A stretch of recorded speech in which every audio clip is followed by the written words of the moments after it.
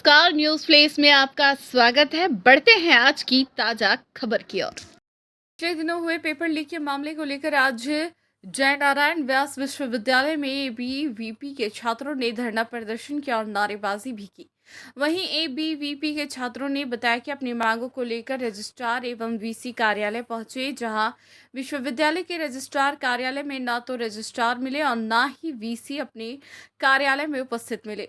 कोई भी अधिकारी कार्यालय में 12 बजे तक नहीं पहुंचे, जिनको लेकर छात्रों में रोष व्याप्त हुआ और उन्होंने मांग की कि हर बार विश्वविद्यालय में पेपर लीक को लेकर कोई भी जिम्मेदारी नहीं रहा है और छात्रों के भविष्य के साथ खिलवाड़ किया जाता है।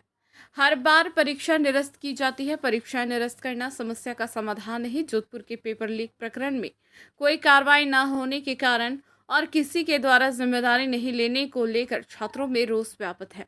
आने वाले दिनों में पेपर लीक मामले को लेकर एबीपी के द्वारा उग्र आंदोलन किया जाएगा। आंदोलन के दौरान इकाई अध्यक्ष मुकेश बिश्नोई, अविनाश खारा, काजल शर्मा, रवीना कंवर, अन्य कार्यकर्ता मौजूद रहे।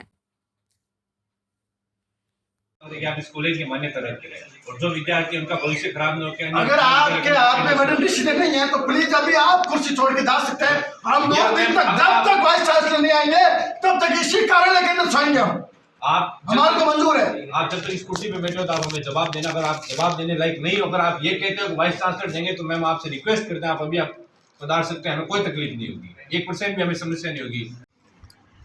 अखिल भारतीय विद्यार्थी परिषद आज जयनारायण व्यास विश्वविद्यालय के ऊपर धरना प्रदर्शन करने आई थी। तो जब विश्वविद्यालय के अंदर 12 बजे का समय हो गया है तो न कुर्सी पे रजिस्ट्रार मैडम उपस्थित है, न वाइस चांसलर उपस्थित है, क्योंकि उनको पता है कि जिम्मेदारी लेना कठिन हो जाएगा। और हमारी तरफ से, प्रशासन की तरफ से, हमारे प्रशासन की गलती है, हमने पेपर लीक कर दिया। हर बार पेपर लीक करने के पीछे छात्र का भविष्य ही नहीं खराब होता है और पेपर रद्द करना ही छात्र दोषी नहीं होता है। पेपर लीक होना ही प्रशासन का सबसे बड़ा पॉइंट है और कोई इसको जिम्मेदारी लेने को कोई तैयार नहीं है। अब जब तक विश्वविद्यालय प्रशासन कोई जिम्मेदार नहीं बनेगा और जिम्मेदारी नहीं लेगा तब तक विद्यार्थी परिषद के कार्यकर्ता वाइस चांसलर रजिस्ट्रार मैडम की ऑफिस में बैठे रहेंगे। और अब जब तक इनकी तरफ से कोई जवाब नहीं आता, छात्रों को संतुष्ट जवाब नहीं मिलेगा, तब तक विद्यार्थी परिषद के कार्यकर्ता यहाँ डटे रहेंगे। और हमारी मुख्य डिमांड ये है कि पिछली बार जब पेपर लीक हुआ था, ये वापस पुनरावृत्ति हुई है इसी विश्वविद्यालय के अंदर इसी ईयर में, और पिछली बार और पेपर लीक हुआ था, उसकी जांच टीम कमेटी बनी थी। 10 लाख का खर्चा निकला, इन्होंने खर्चा निकाला लेकिन कोई डिसीजन नहीं आया। वापस सजा किसको मिली? छात्रों को। एग्जाम कैंसिल करवा के एग्जाम दिलवाया गया। अब वही गलती वापस हुई है और पेपर 2 घंटे पहले लीक हुआ और वापस ये टीम बना के वापस पैसा लेके, खर्चा उठा के पैसा खा रहे हैं और उस टीम का, कमेटी का कोई निर्णय नहीं आता है। इस तरह से विश्वविद्यालय का ढांचा इन लोगों ने भट्टे में बैठा दिया है और यहाँ पूरे विश्वविद्यालय के अंदर पूरे भ्रष्टाचार की ऊपर बड़े स्तर तक की बू आ रही है इस पूरे विश्वविद्यालय प्रशासन के अंदर।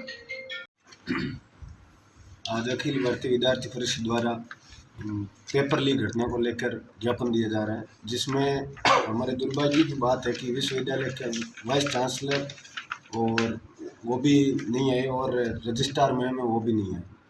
तो इस तरीके से अगर कोई जिम्मेदारी नहीं ले विश्वविद्यालय के छात्रों की, तो फिर छात्रों के भविष्य के साथ खिलवाड़ हो रहा है। और पिछले दिनों 21 तारीख को 11 बजे पेपर होना था, उसमें 9:53 पे वायरल हो गया सोशल मीडिया पर पेपर। उसको लेकर भी जेएनयू द्वारा 3 सदस्यों की टीम बनाई गई, जिसमें वो लिप्त है ऑलरेडी, जिनकी टीम बनाई गई। इस तरीके से अगर खिलवाड़ होता गया तो छात्रों का भविष्य बर्बाद हो जाएगा।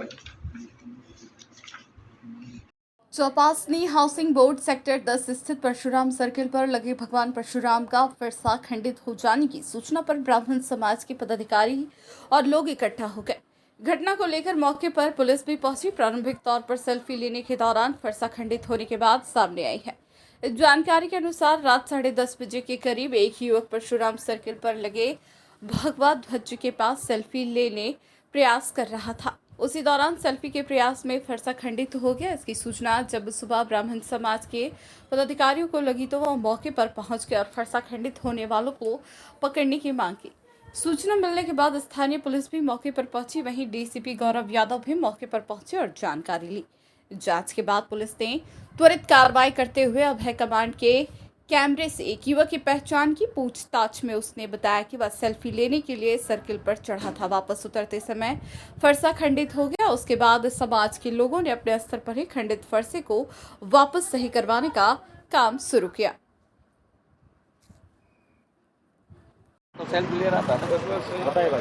जय परशुराम। जैसा कि अभी सब लोग इकट्ठे हुए हैं यहाँ परशुराम सर्कल जोधपुर पे के परसा टूटा हुआ है। तो रात को क्या हुआ था, दिन को प्रोग्राम था, कल परशुराम जयंती थी, तो यहाँ पे ध्वजारोहण और दीपोत्सव का प्रोग्राम रखा गया था शाम को 7:30 बजे। उसके बाद के रात को 10 साढ़े 10 बजे हमारे ही कार्यकर्ता थे, ब्राह्मण समाज के ही कार्यकर्ता थे, जिन्होंने उत्साहित होकर यहाँ पर सेल्फी लेने की कोशिश की।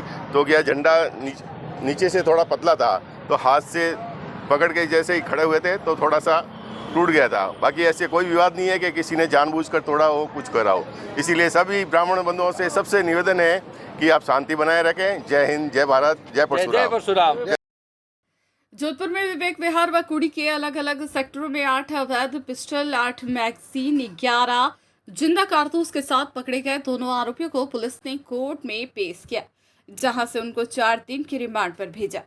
उधर पुलिस नाबालिग को पहले ही बाल संप्रेषण गृह में भेज चुकी है। गौरतलब है कि विवेक विहार थाना पुलिस ने गत 26 फरवरी को डीसीपी पश्चिम गौरव यादव और एडीसीपी प्रफुल्ल हरफोल के निर्देश पर कार्रवाई की थी।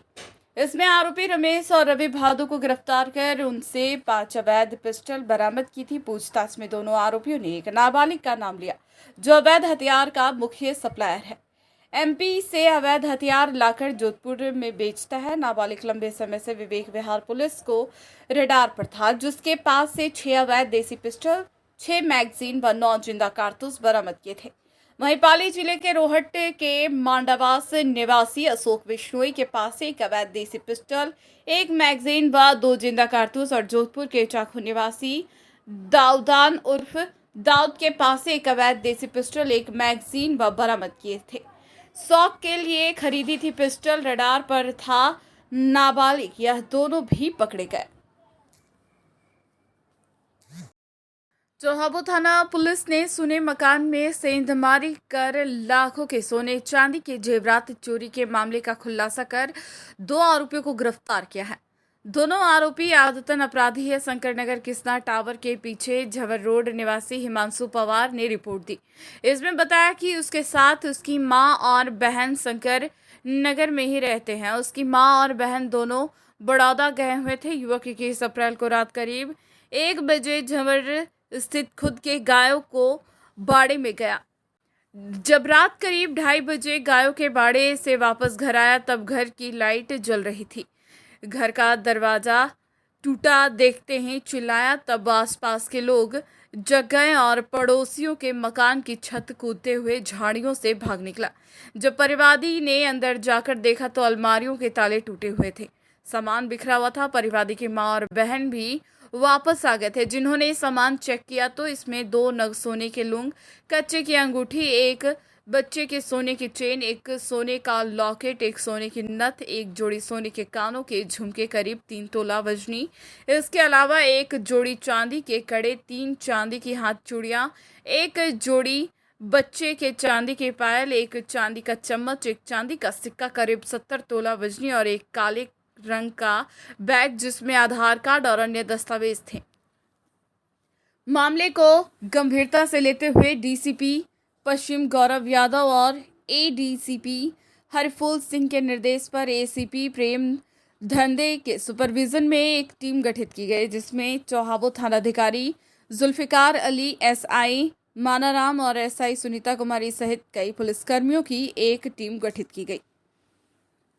राजकीय उच्च माध्यमिक विद्यालय भदवासिया में संचालित टूराज आर्म स्क्वाड्रन एनसीसी जोधपुर के कैडेट्स व स्टाफ द्वारा विद्यालय में 1 दर्जन से अधिक पक्षियों के लिए परिंदे लगाए, जिससे इस भीषण गर्मी में पक्षी अपनी प्यास बुझा सके।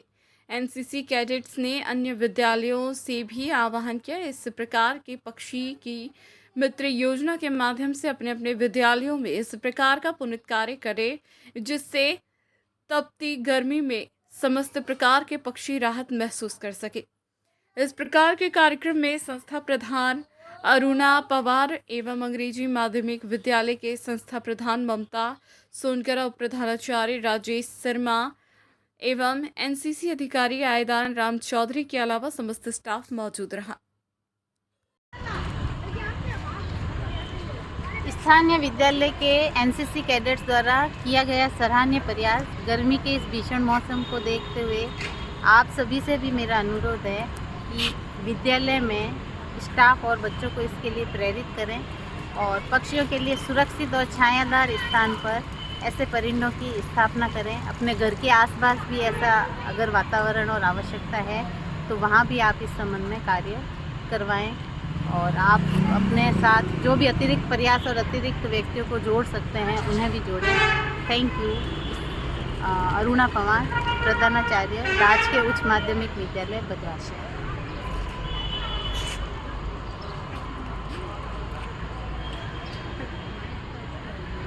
सरकार की योजनाओं का लाभ आमजन तक पहुंचाने के उद्देश्य से राज्य सरकार द्वारा 24 अप्रैल सोमवार को पूरे प्रदेश में प्रशासन शहरों के संग राहत कैमरा प्रशासन शहरों के संग कैंप का राहत कैंप का आयोजन किया जा रहा है। इसी कड़ी में जोधपुर के उम्मेद उद्यान में इस राहत कैंप का आयोजन किया गया। इस राहत कैंप में जिला कलेक्टर हिमांशु गुप्ता, विधायिका मनीषा पवार, उत्तर महापौर कुंती परिहार सहित कई कांग्रेस के पदाधिकारी मौजूद थे। मौके पर राज्य सरकार के द्वारा आयोजित किए जा रहे इस कैंप का मुख्य उद्देश्य मुख्यमंत्री की जन कल्याण योजनाओं को आमजन तक पहुंचाना। वहीं इस राहत कैंप में रजिस्ट्रेशन करवाने के लिए लोगों की भीड़ उमड़ी। लोगों ने फॉर्म भरकर राज्य सरकार के द्वारा मिलने वाली योजनाओं के लाभ के उद्देश्य से रजिस्ट्रेशन करवाया। लोगों तक पहुंचने वाली राहत कैंप में मुख्य 10 योजनाओं में लोगों ने अपना रजिस्ट्रेशन करवाया।